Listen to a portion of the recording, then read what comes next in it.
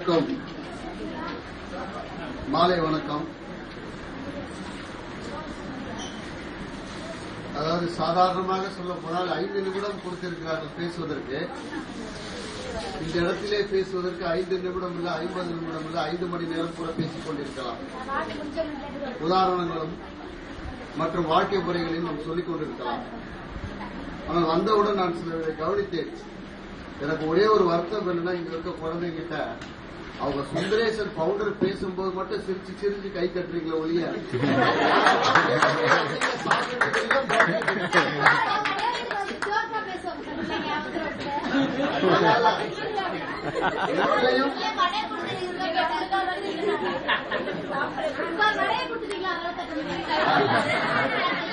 கை தட்டினா வடை போச்சேன்னு ஆயிடும்.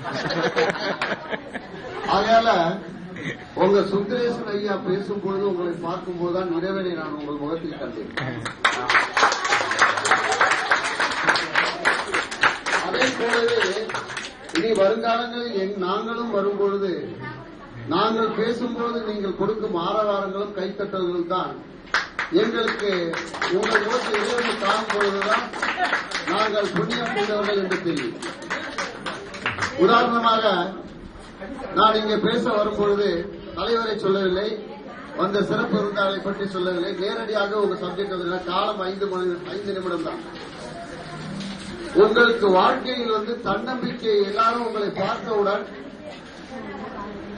பார்த்தவுடன் ஆஹா இப்படிப்பட்டவரா என்று சொல்ல வேண்டும். அந்த தன்னம்பிக்கையை வளர்க்க வேண்டும். நான் சென்னை உயர்நீதிமன்றத்திலே, நல்லா கேட்கிறீங்களா, சென்னை உயர்நீதிமன்றத்திலே வழக்கறிஞராக இருக்கிறார். திருமண சைடில் பிராக்டிஸ் பண்றார். என் நண்பர்களுக்கும் என்னை சுற்றி உள்ளவர்களுக்கும் தெரியாத ஒரு உண்மை என்னவென்றால், என்னிடம் இருக்கக்கூடிய ஒரு ஜூனியர் கண் பார்வையற்றவர். ஆனால் அவருக்கு கண்ணு மட்டும்தான் பார்வை இல்லையே ஒழிய மற்றபடி அறிவுபூர்வமாக அதிகமாக சிந்தனை செய்து பாயிண்ட் எடுத்துக் கொடுக்கக்கூடிய நபர்களில் அவர்தான் முதல். அப்பொழுது அப்படி பார்க்கப்பட வேண்டும் என்றால் ஊனம் எங்களிடம்தான் இருக்கிறது ஒழிய உங்களிடம் இல்லை. அதை மூலம் நீங்கள் தெளிவாக தெரிந்து கொள்ள வேண்டும். ஒரு ரீசெண்டா நீங்க உங்களுக்கு தகவல் சொன்னாங்களோ இல்லையோ, ரீசெண்டா நியூஸ்ல ஒரு செய்தி வந்தது. ஒரு பிகாம் படிச்ச ஒரு பெண்ணு, கண் பார்வை இல்லாத பெண், பிகாம் முடிச்ச உடனே ஐஏஎஸ் தேர்வுல மெரிட்ல பாஸ் பண்ணிருக்குது. அது நீங்க யாரோ உங்களுக்கு தகவல் சொன்னாங்களோ தெரியும்.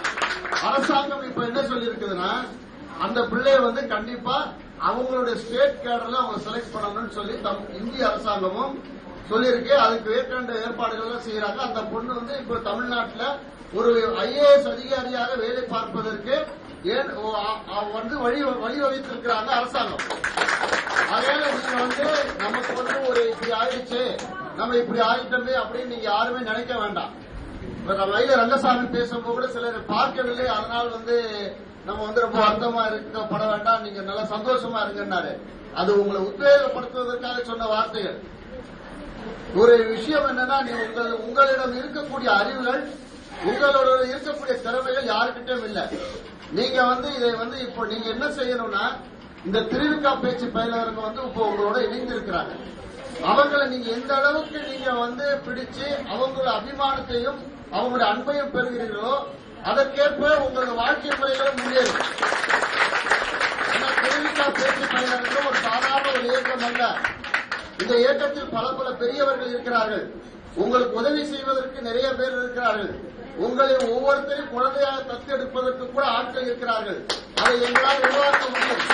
அதையான வருகின்ற காலத்திலே நீங்கள் உங்களுடைய செயல்பாடுகளை எங்களிடம் காட்டினீர்கள் என்றால் உங்களை நாங்கள் எங்களை ஒருவராக்கி எங்களின் குழந்தைகளாக்கி உங்களை தத்தெடுத்து உங்களை வளர வைப்போம் என்று இதை வார்த்தைக்காகவும் பேச்சுக்காகவும் சொல்லிட்டு போவோம்.